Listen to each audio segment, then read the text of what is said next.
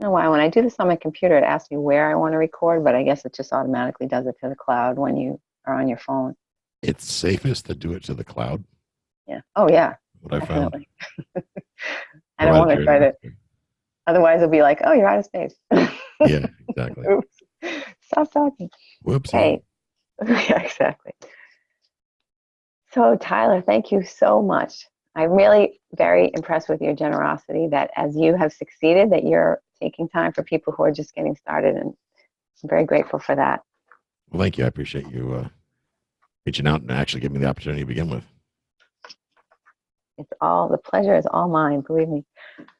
So my thing is the podcast is all around, it's all about me, basically. And Right. I am 55 years old. I have about $50,000 and I don't want to work, more than another couple of hours if that's possible. So Right. what advice would you give to someone like me? Well, the first advice I'd give you is don't focus on what you do have. And I know people hear that a lot, but really, when we get started in real estate investing, we didn't have $50,000, perfectly honest with you. It's great to have that nest egg and whatnot, but I think it needs to be that. $50,000, 100,000, 500,000 is not enough money to get you out of the rat race, in most people anyway, or to escape the rat race. It's just not. And I hate to say it that way, but it helps people to get facts, right? Wall Street and everybody will try to tell you otherwise. Like, just keep pumping money in our pockets and we promise you that someday we'll retire. Wrong. So how do you do that? Do you just give up and, hope to die young or something like that and wait on Social Security? That doesn't make sense, right? So for us, it came down to we needed to learn how to help other people. And by help people, obviously that comes with the normal help people that may have an apartment building, an asset that's in trouble and reposition, all that good stuff. That's great. Mm-hmm. But what people don't realize is there are more folks out there that have capital sitting around that are in that position. Those people that have that $50,000 sitting there, and they don't have the courage that you do to go out, or the education or the experience to go out and learn how to grow that nest egg. So what I've found is that when you can provide a service where you can help other people grow their retirement, not like a financial planner, we actually make them money and don't charge them commissions. I apologize in advance to any financial planners that might listen to this episode and probably hurt your feelings a little bit, but get over it. I got friends that financial planners, so they told me that I have a license to make fun of them because they actually invest their money with me. And that's fair for sure. It's like, really? So let me get this straight. You make a living investing other people's money, but then you bring that commission to me to invest it for you. How about that? Okay, well, that's interesting. But seriously, there is a unbelievable number of Americans out there that have capital sitting in an IRA, sitting in a 401k, sitting somewhere. They don't know what to do with it. Who do you trust, right? I mean, Do we trust some guy that takes a helicopter to work in New York City, or or girl, or do we throw it in Bitcoin, something unknown, unproven? Who knows? We could probably talk for days on that topic, or at least you could. I'm not that smart, but it's scary. And when you realize that you're not alone, first of all, that there's a lot of folks that are in the same situation, you realize that somebody kind of has to step to the front of the room and be willing to take the next step. Mm-hmm. And the next step comes down to keep your money in your bank account where it belongs for the time being. You won't be needing that. That's what I tell people. Spend some time learning how to work with other folks. And some people come out of a profession where they're really good at that. You could be, I can't think of a profession on the top of my hand, but let's say you're a doctor. So as a doctor, you're used to talking to patients to find out what the problem is so that you can diagnose it and solve it.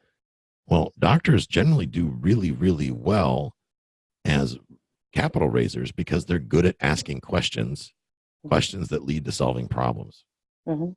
Attorneys are also really good at raising capital. Nurses are good at raising capital. These type of professions where they're service-oriented professions. Yeah. They naturally have to be good with people, and they have to learn how to extract information from people so they can help them. Mm-hmm. Those are your pillars, your foundation of raising capital is being good at that. Mm-hmm. A lot of folks say that's something you're born with. I disagree. You read enough books. It doesn't take $50,000 to get an education in real estate. although there are people out there that'd be happy to lighten your Take it. bank account of that, right? It shouldn't cost $50,000 to learn how to invest in real estate. I mean, this is not college. I mean, obviously, we go to college, we spend probably more than that in a lot of cases. Maybe we come out with the education, we have that pedigree, but what does that do for us for a job? Very little. Yeah. We learn by doing. So for me, I would, instead of worrying about what I'm going to do with my 50,000, the answer to that question would be real simple. It'd be, you keep it someplace safe. Mm-hmm. You know, if you've got some money, if it's cash and it's not in a retirement account, if it were me, I would, and people are probably going to fall over that know me would hear me say this, but it's true. I've been following this lately, is do the Dave Ramsey and have at least 6 months to 12 months expenses set aside in some sort of liquidity, emergency money. Mm-hmm. If you've got $50,000 sitting liquid, you have any sort of bad debt, credit card debt, you have car loans or things like that, your money is better spent investing in that stuff that is eroding your net worth.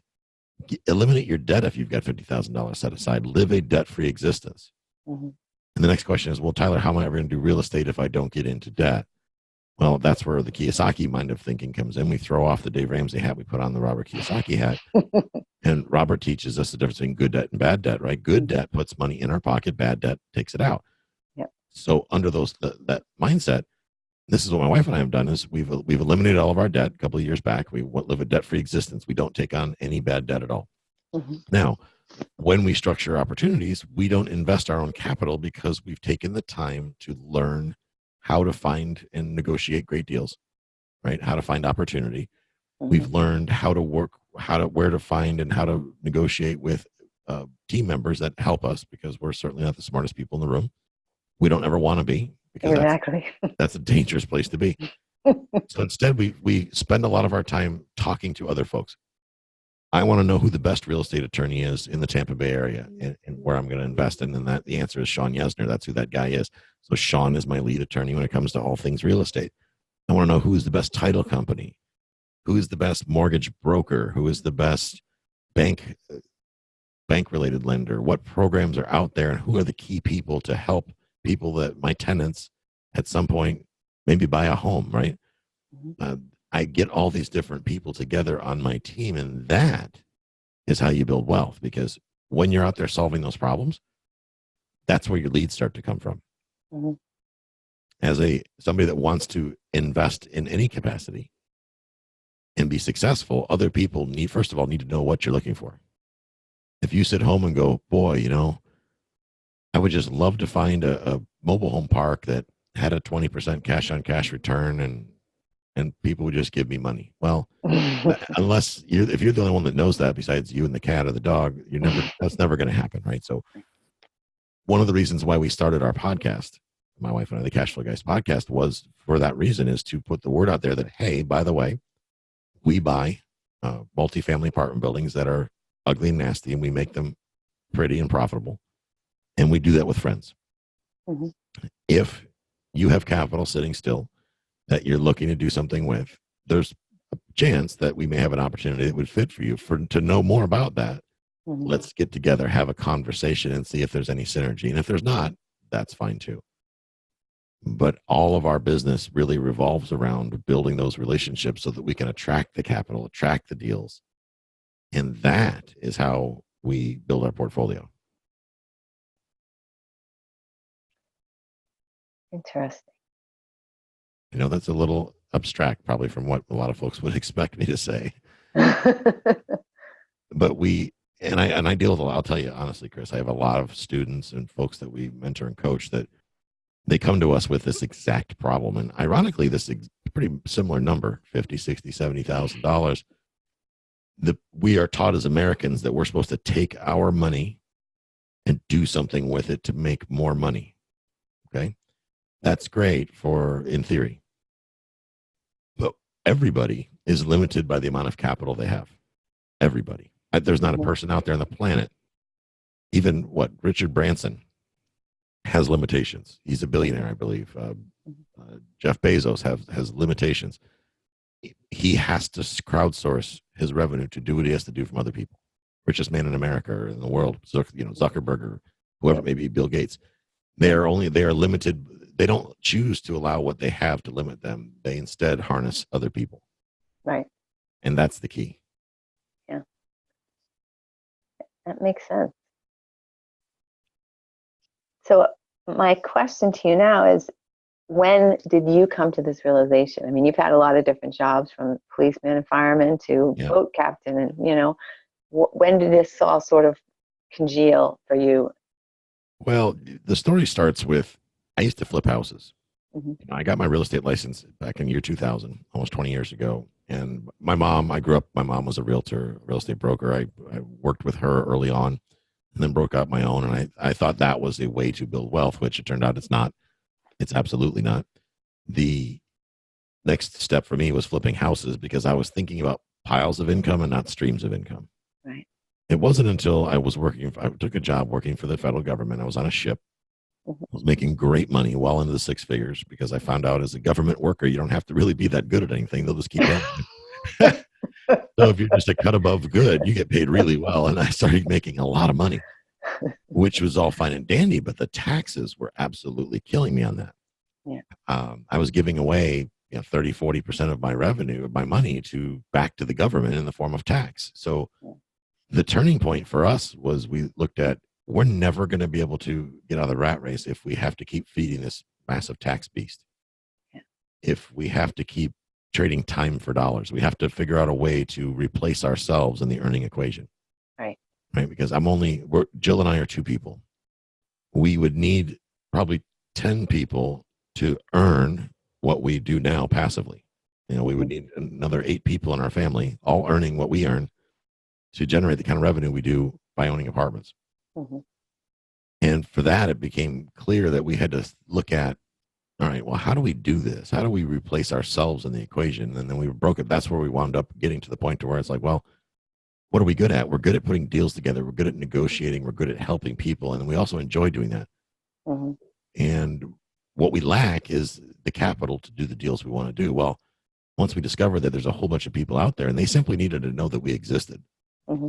And that we're good at this. I mean, we're real good at this. We've been rehabbing properties for years and years and years. We know what we're doing. We just need the capital. People naturally gravitated to us. Mm-hmm. And that's what was the turning point. It's like, okay, well, there's no other way I could think of doing this. And I have people say, well, I'm gonna flip houses until I can buy and hold. Well, no, you can't, because you're never going to make enough profit flipping houses to escape the rat race and buy and hold. It's just not possible. I've never met anybody who has successfully done that. Not one. I've talked to every podcast host on iTunes. Although they claim that they're financially free, well, they're still flipping houses, so they're probably not financially free. It's like they're still needing that pile of cash, so to speak, to feed that beast. So, right. you think about that, it's like, well, you gotta have to leverage other people. You have to, no doubt. And how do you respond? I'm a real estate agent, and I like to encourage people to invest in real estate as opposed to other sorts of things they could put their money in. And a lot of people say to me, oh, but I can't do, it's too late for me to do that now because the market's at its peak and, it's just going to go down, or we're in a bubble or whatever. How do you respond to people like that? Well, I get that a lot, because like you, I'm a real estate agent as well. And the reality of it is, if you're buying a property, it's not about the appreciation, right? The appreciation may or may not be tied to market value. So let's talk about single family houses for a second. Mm-hmm. The market value of a single family house is tied to comparable sales. That is the only metric that matters. Yes, there's the income method and all these other things, but when it comes down to having an appraisal, the only thing the appraiser is going to look at to determine what the equity is what the guy down the street did.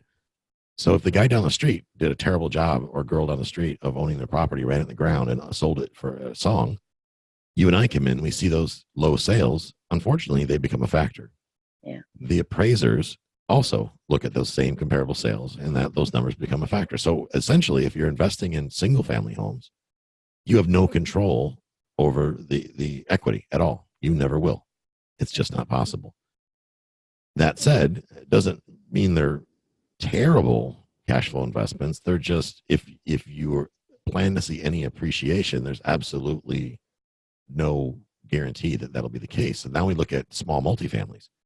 Well, the multifamilies, the value of the property is derived from the income they generate. And when you take the metric of what they use to determine value and take it off of comparable sales and put it onto income, then who drives that bus? It's the landlord. You're right. It's the owner of the property that controls the value. So the good landlords have tons of equity. The bad landlords are losing their shorts. Yeah. An example of that is I have a fourplex that I bought in 2015. I paid $215,000 for it. And yes, I bought it off the MLS from a licensed agent, even though I am a licensed agent. Mm-hmm. So I bought it off the MLS. That property has appreciated over $415,000 in the last couple of years. That was 2015. We're at 2019 at the time of this recording. 4 years, it's gone up $100,000 a year. For me, if I borrowed that money, borrowed against that, who would pay the mortgage? It wouldn't be me. It would be the tenants. Right. So the tenants could essentially yield me, based on appreciation only, $100,000 a year payday based on that appreciation.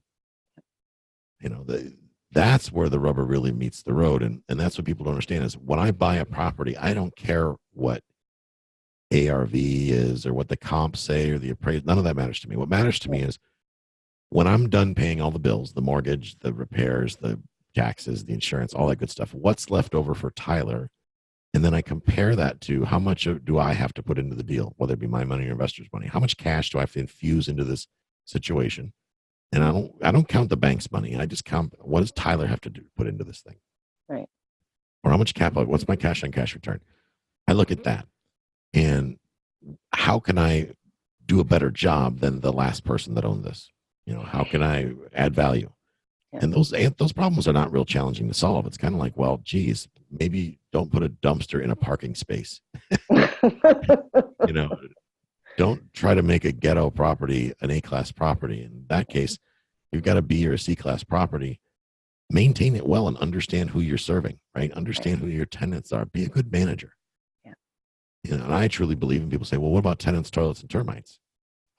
That's a myth. And that's something that I got to tell you, I've owned hundreds of units over the years. I don't deal with any of that stuff. I just don't. Yeah. Because they make these things called property managers. Mm. And for a fee that you can build into when you buy the property, they will take care of all the drama for you. So really, it's a great way for somebody lazy like me to make a very nice income and not have to really do anything. I don't have to sweat about it or anything. You just go one at a time. That's simple. And that's why you're the cash flow guys. Right. You're interested in cash flow, right? Well, yeah. I mean, I only invest for cash flow, period. In other words, if the market crashes tomorrow, I could care less. You know why? Because it's like the stock market. People say, well, I lost all my money when the stock market crashed. My next question for them is, why did you sell when it was going down? I was invested in Microsoft and I lost everything. Well, let me ask you, did Microsoft go out of business? Well, no. Okay. So then why did you sell? Well, because my broker told me to. And why do you think that is? And then there's usually a hum at the other end of the line. And that's because the broker gets paid whether you buy or sell. Whether you win or lose, the broker always gets their pay, right? So when you're invested in that type of commodity, you might not want to take your buying and selling advice from somebody who stands to earn a commission every time that happens. Even as a realtor, I tell people, guys, don't take what I think. It doesn't matter what Tyler thinks is a good deal. Because at the end of the day, you're the one that's going to have to manage this asset or its managers down the road. So let's instead focus on building you a good team. Yeah. Let's find you a good property manager, because Tyler's good at selling property, but Tyler's not good at managing. And I'm too nice, believe it or not. People say I sound scary, but I'm really nice, and I'm kind of a pushover when it comes to tenants. I feel sorry for them. So for me, let's get a team put together for you. Let's find you a good property manager, maybe a handyman or a contractor. Let's get all those people in place. Good real estate attorney, because you never know, right? Yeah. And then let's focus on working with the manager to find you really good tenants. Okay. So for that to happen, I was a realtor. I'm a little lazy, remember? So I made my job a little easier, because I don't have to get myself on the line about what's this thing going to rent for. Let's just ask Jimmy, your property manager. Hey, Jimmy, 123 Anywhere Street is a duplex, 2-bedroom, 1 bath in the Harshaw neighborhood. What will that rent for a month? Oh, looks like $750. Great. No problem. Now we know that those 2 units will generate $1,500. Based on that $1,500, now we know what we have to pay, because we're only basing our value on income. And then really the rest just comes down to negotiation, sitting down face to face and negotiating with folks. Yeah. Now, on a little detour, Okay.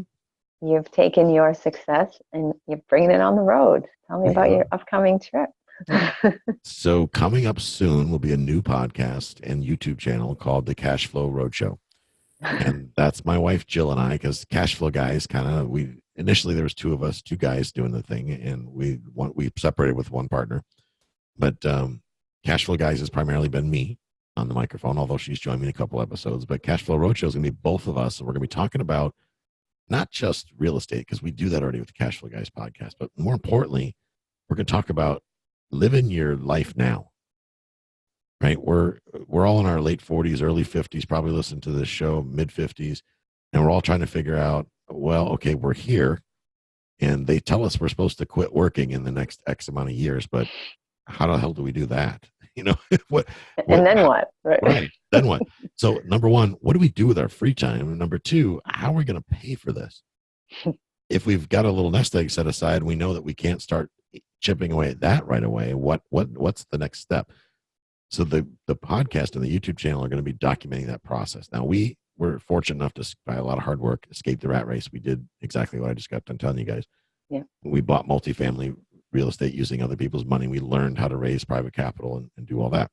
Mm-hmm. Now we're going to this new journey about, we're going to reduce our work schedule down to about a combined 20, 25 hours a week. We don't really need to work, quote unquote, but we continue to do deals. And we do continue to coach students in what we do in real estate and negotiations, things like that. So we're going to live life by design. My wife quit her job. I haven't had a job since, when was that? Let's see, 2014 is the last time I worked a real job. But we're going to travel the country, experiencing new things, trying new things. We're going to document it all on video and audio, and hopefully inspire other people to get out there and have some fun. Too many people spend their Saturdays sitting on Facebook, or their Mondays sitting on Facebook or looking at Instagram going, I wish I was there. Well, why don't you just go? Right. Are you going to be looking at opportunities while you're on the road? When you want, you roll into Nashville, Tennessee, you're going to start looking around for deals? Absolutely. Because, well, here's the thing. We always are looking for opportunity. And one thing that drives me crazy is I talk to people. I do a free consultation on Fridays for people listening to my show. They can call me, get on my calendar, and I help them out. No obligation, nothing for sale. And one thing that they tell me time and time again is, Tyler, there's no deals in my market. My market's too busy. It's the realtors all got it eaten up, or the wholesalers are killing my business, or Zillow's killing my business, or whatever their excuse of the week is, why they can't find opportunity. Mm-hmm. So we're going to go to your market, and we're going to show you where the opportunity is.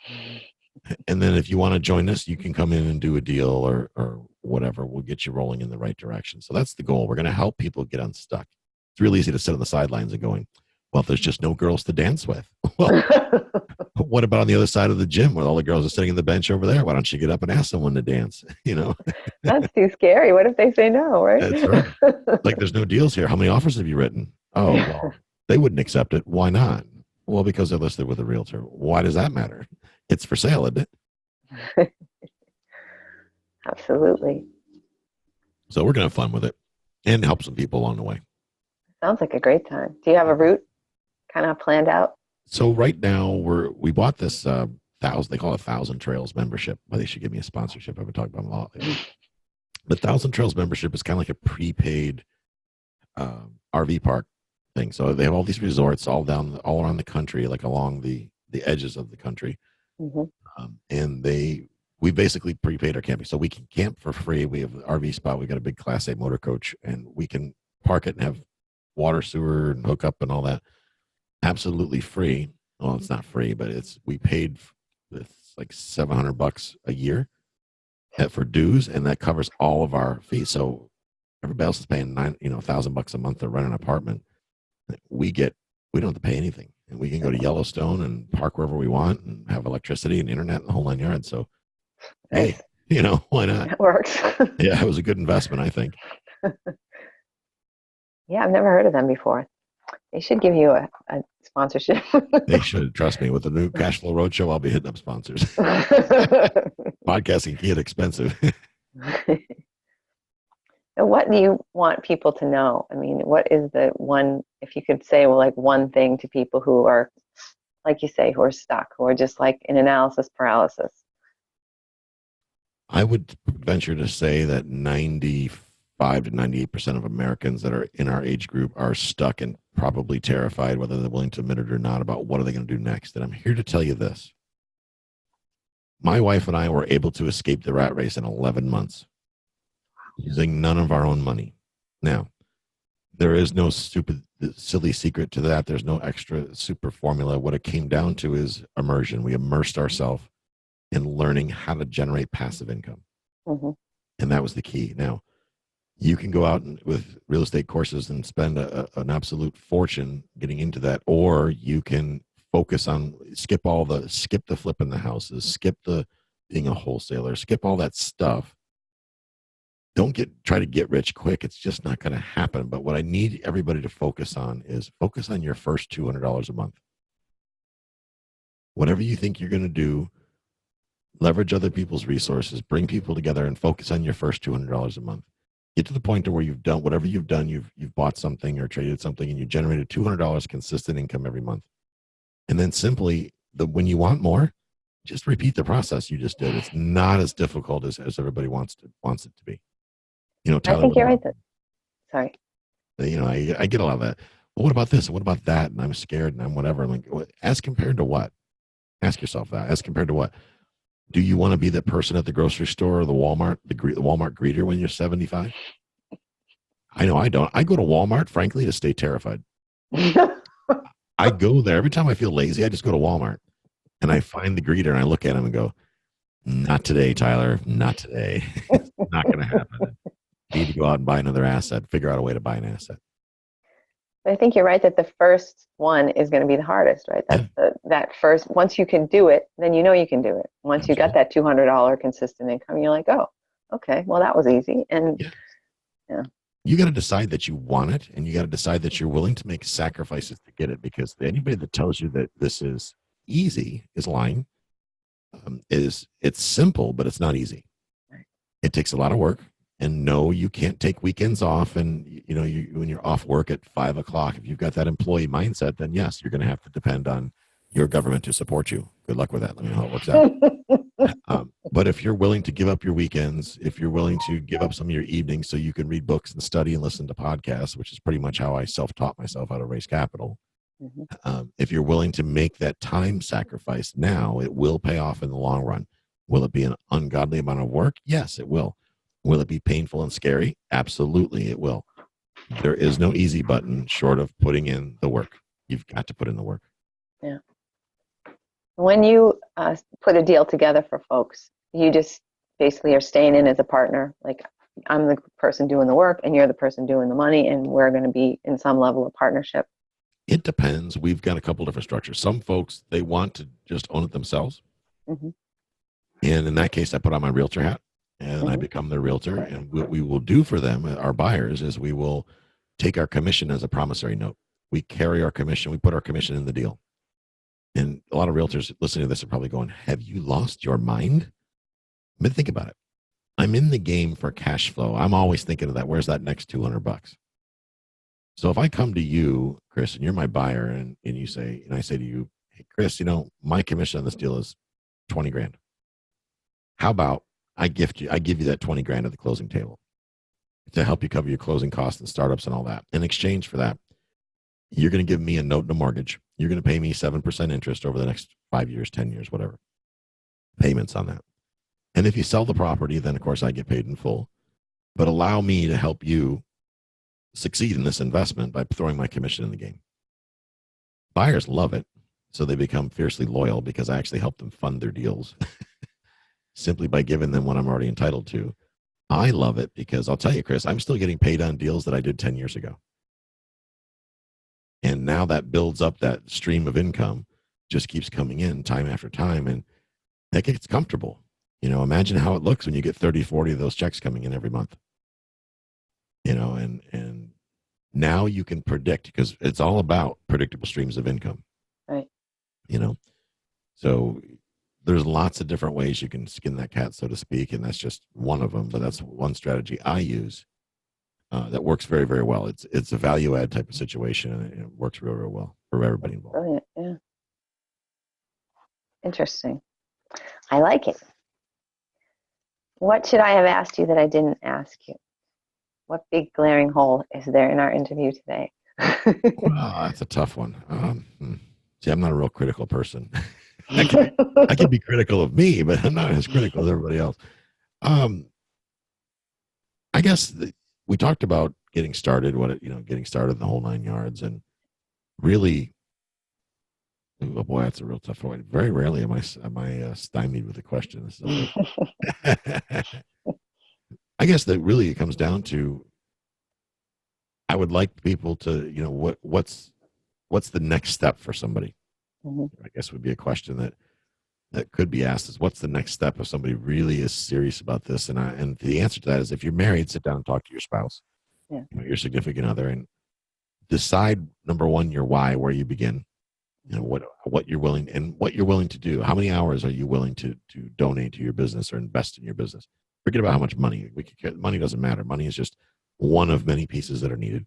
Mm-hmm. But sit down with your significant other, your support system, and decide that you're going to do this, that you're going to escape the rat race, you're going to be financially free. If you have a lot of credit card debt or mortgage debt, or you're in a financial pickle right now, real estate probably isn't for you right now. I'll say that, and I know that probably drives people crazy. But the best solution that you could do if you've got a lot of debt right now is to spend $120, I think it is, or $140, and buy Financial Peace University. My wife and I did that several years ago. It's Dave Ramsey's program. Mm-hmm. I don't agree with a lot of what he teaches, but I will agree with getting out of debt and using the debt snowball to eliminate the debt and then focus on building the wealth. You should not be worried about building your retirement when you still have debt. Yeah. And because the amount of money that you're earning in retirement is usually eroded by whatever debt you have. So you're losing money by saving. Yeah, I see that. Absolutely. I'm certainly not getting as much on my investments as I would pay in a credit card. Right. That's for sure. Excellent. Thank you so very much for your time and your wisdom. Well, thank you for having me. I had a good time. I appreciate it. Yeah, I appreciate it more. I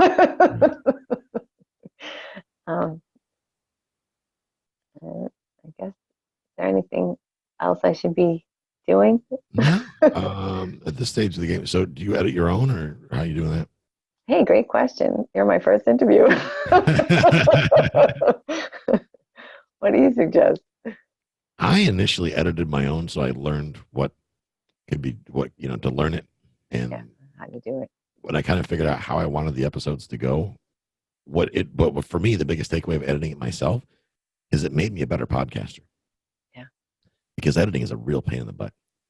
And I used to have a lot of if, ums, ahs, so's, and all that stuff. And so I went to Toastmasters to help with that. You don't have that problem, but I did. But when you hear yourself being recorded, then you start to learn everything you take out. You're thinking, well, I better not do that again. And you better I can save myself a lot of time. Yeah. So by the time you're done editing, after you do editing for a couple months, you don't have to edit anymore because your content is so good. No need to even edit it. Just roll with it. I don't edit at all. I literally stitch in my intro and outro, and that's it. That's all I do. Wow. Whatever you see, whatever you hear is what you get. Yeah. So, yeah. And I'm not going to be too anal about it either. I obviously want it to be, I don't want it to be flowy. I mean, I don't want it to be like this, like what I'm doing right now, the staccato, blah, blah, blah, blah. But I also don't want it to be so sanitized that you lose the personality. So.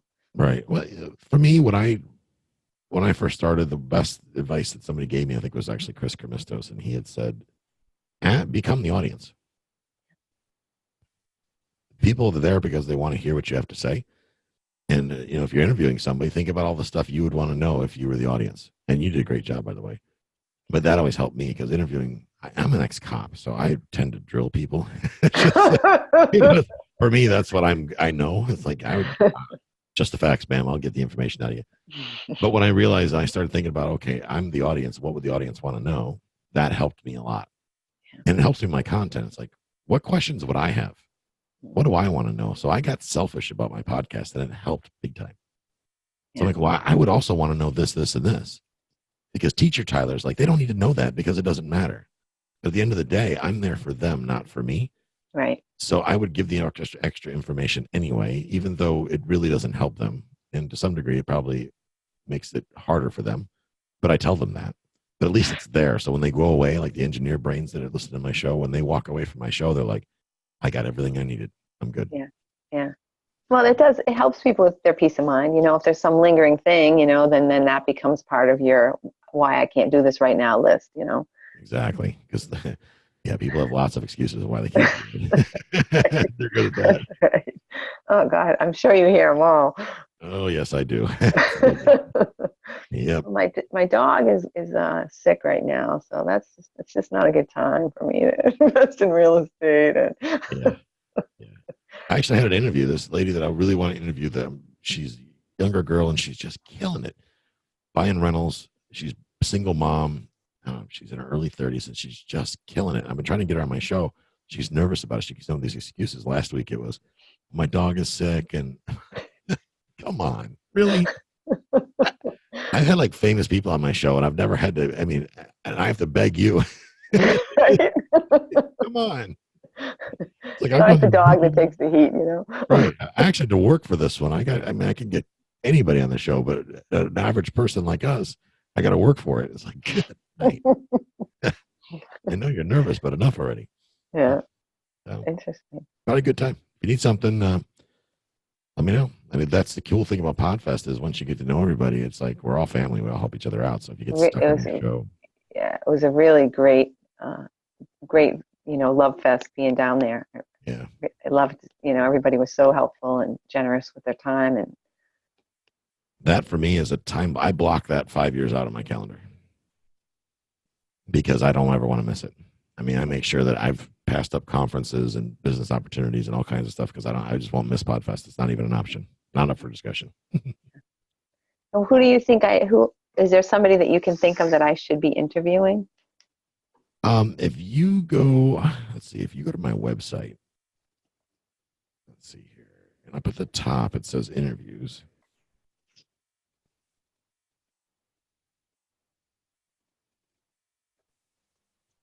What's the end goal of the podcast for you?